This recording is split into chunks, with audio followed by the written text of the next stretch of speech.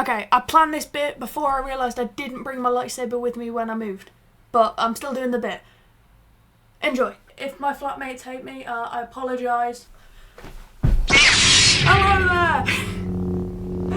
I am a massive Star Wars fan, and it doesn't really get shown much on this channel, so we're changing that today. Lightsaber. Alright, hi, I'll stop it with the stupid shenanigans that really have not been planned out that well. Welcome to me ranking all of the Star Wars films. Couple caveats. Obviously this doesn't include the shows, Mandolorian, live action, animated, whatever. I'm not getting into all of that today. It also does not include the Clone Wars film because, personally, to me that's more of a extension. Well, obviously it was the first thing, but to me it's more of an extension of the show itself. So if I ever discuss the show, it'll be included in that. This video is going to be long enough anyway, so let's get into my ranking of the 11 Star Wars films. For the record, I'm doing this because we're getting our first Star Wars film in 7 years, with Mandalorian and Grogu in May. So I thought, why not rank the ones that we've got already? Right, we're starting off at number 11 with Rise of Skywalker. Now, if 14-year-old me saw this and thought it was shit, you know, saw lightsaber battles and space battles and cool Force stuff and thought it was shit, maybe you haven't got a very good film. I'm not going to get too into it because I can get very passionate about this, but it does literally ruin every single one of its characters systematically. Ben gets wrecked, Kylo gets wrecked, Finn gets wrecked. Oh, they fly now! They fly now?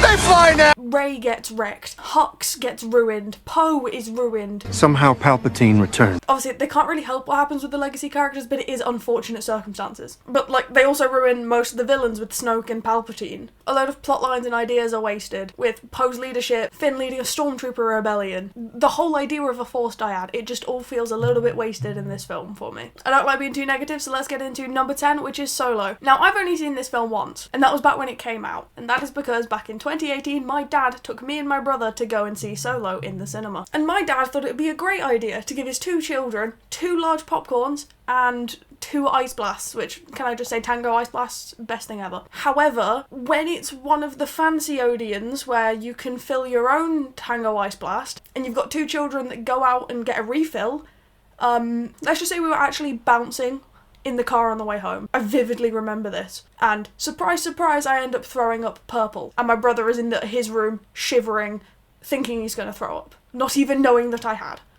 So, let's just say that Solo itself is a little bit tainted, and I can't remember too much of the film. What I can remember it just isn't paid off too well. Like, it's just sort of a bit self-contained, and then it has references that don't really go anywhere. Not much to say on it, if I'm honest. Let's get into a controversial one, The Last Jedi. Now, I've got to admit, I'm a defender of this film, but let's be honest, it has to be this low down. Splitting the main characters for literally the entire film was detrimental to it. We'll get into Empire in a minute, but they did this so much better. They actually had their main 3 characters interact. Rey, Poe and Finn all get separated, and there's no character dynamics with the new characters, and we don't really care about them. We don't have a reason to, other than Luke, which we'll get into. As much as Rose just isn't that interesting to me, and I don't really know why she's there, the hate that the actress got was ridiculous. The hate that all of the women involved in this film got was ridiculous. That being one of my first memories of the Star Wars fandom is awful. I know that one fight scene's been picked apart to death, and maybe it isn't as bad as a lot of people make out, but it is quite bad, isn't it? One of the things I really hate about it is the stuff with Poe and Holdo. Holdo is just not a good leader,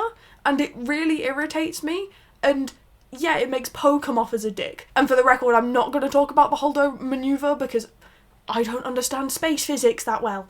And quite frankly, I'm not going to. But even without that, Holdo is irritating. She specifically doesn't tell Poe something that he probably should know, and he wouldn't have done what he did if he knew. It's just so annoying that the protagonists are fighting each other during this. It just makes Poe come off as a petulant child. And you just don't really want to like most of the characters in this film. Snoke's death, I personally think, is fine. It's a nice little plot twist.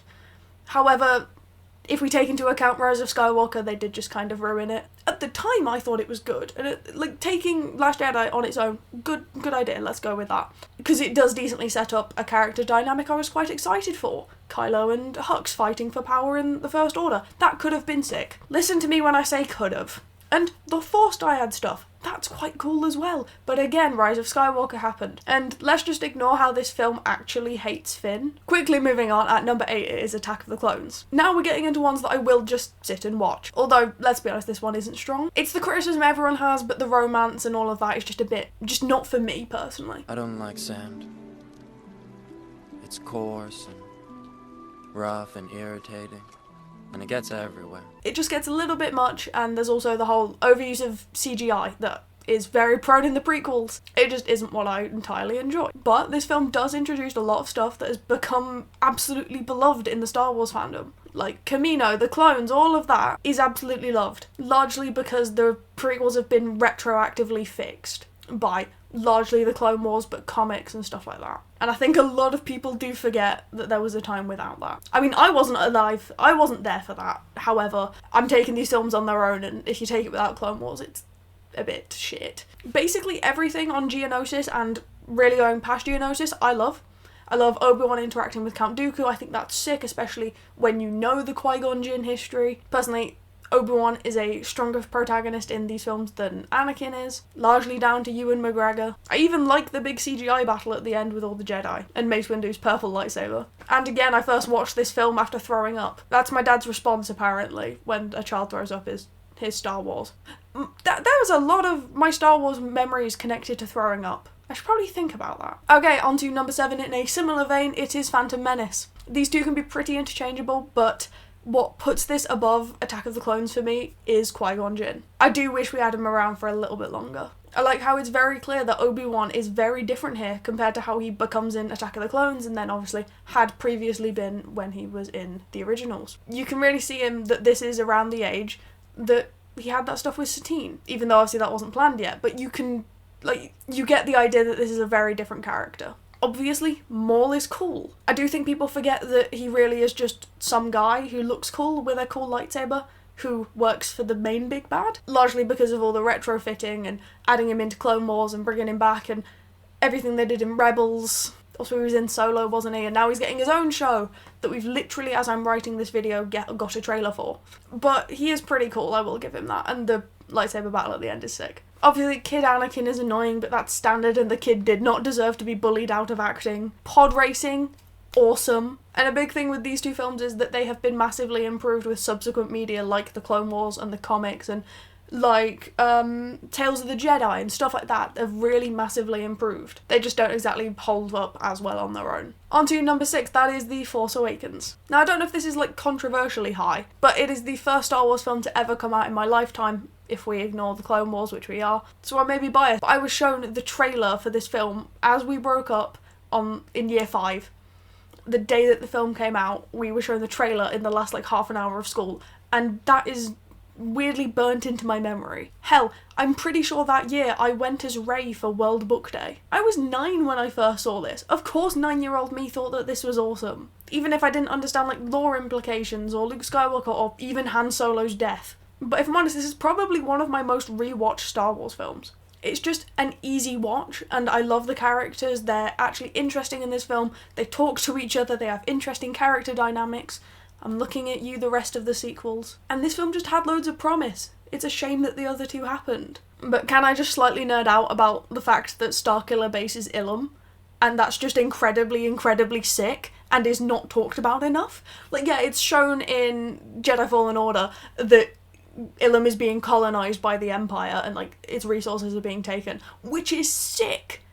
And it's just never talked about that Ilum becomes Starkiller Base, and it's such a thing for me. You can tell that I'm a Cal Kestis cosplayer, can't you? Anyway, back to it. Kylo is interesting. Rey is interesting.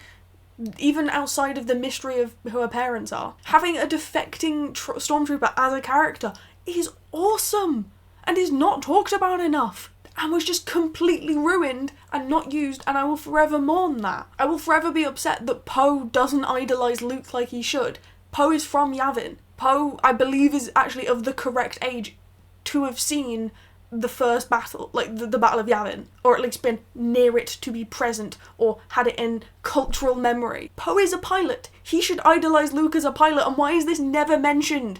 It makes me insane. And while we're here, yeah, I cosplay General Hux. I think he's really sick, especially in the first one, and even The Last Jedi. I love him. It just upsets me that they had a character who so badly wants to be Tarkin, and their response to this is to then kill him in the most ridiculous, stupid way that goes against all of his character.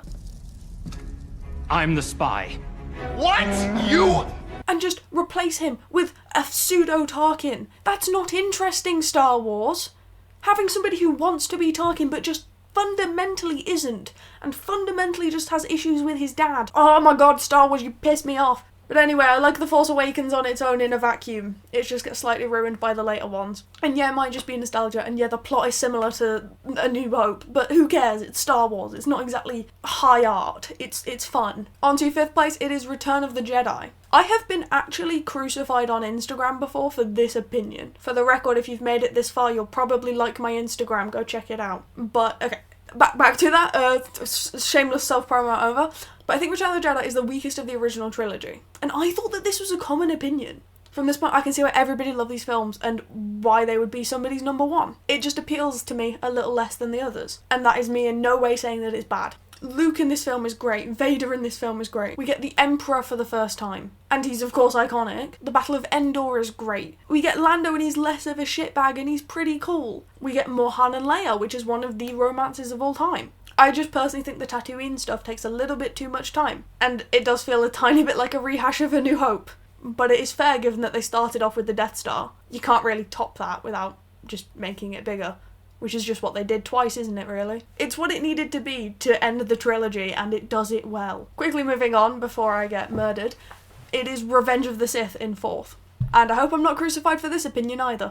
It's everyone's favourite angsty boy film. Now, it's good. Especially the ending, obviously. The Battle of Mustafar, and Obi-Wan and Anakin's relationship in this entire film is, like, the crux of it. I just get a little lost in the drama of it all, especially Anakin and Padme's relationship. But that's pretty much the same as what it was in Attack of the Clones, if a little bit more bearable here. Obviously, the main pull of this film is Anakin's fall. This whole film couldn't stand up on its own. It's one of my most rewatched Star Wars films. I know my family got sick of watching it during lockdown. On to 3rd place, which is A New Hope. It's the original. It's just brilliant. It gets you into this world amazingly. Yeah, the scale isn't there, and maybe we could have had a bit more Vader. But my god, it just sets up the world so well. It's so lived in, the characters just feel correct, and they really are what carries the film. Their interactions, prequel trilogy, you should have learnt from this. And there's exposition that doesn't really feel like exposition, it just feels like talking. Obviously, I've only ever seen the enhanced versions of the original films, but all the practical effects are just wonderful, aren't they? Especially the aliens in the cantina. People complain that Luke is whiny, but... Take these two over to the garage, will you? I want them cleaned up before dinner. But I was going into Toshi Station to pick up some power converters. It's not as bad as Anakin, and personally I can tolerate this a little bit more because it's part of the hero's journey. It's a good film, filled with, guess what? Hope. And it gave us the world of Star Wars and these characters, and it's just a lovely thing to sit and watch. In 2nd place, it is Rogue One. This is my first ever Star Wars film in the cinema. And can I just say, what a place to throw a 10-year-old into this universe. Goodbye. Don't go. It's okay.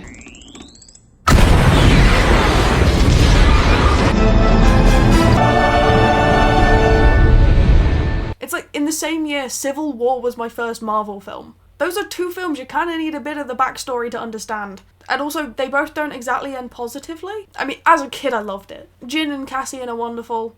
I find the whole film existing because of a few lines in the original trilogy is amazing. All of the characters are interesting. And what happens to them is heartbreaking. Even if most people going in know that that's going to happen. I bloody didn't, but you know. Krennic is iconic. Blind! Deploy the garrison! No!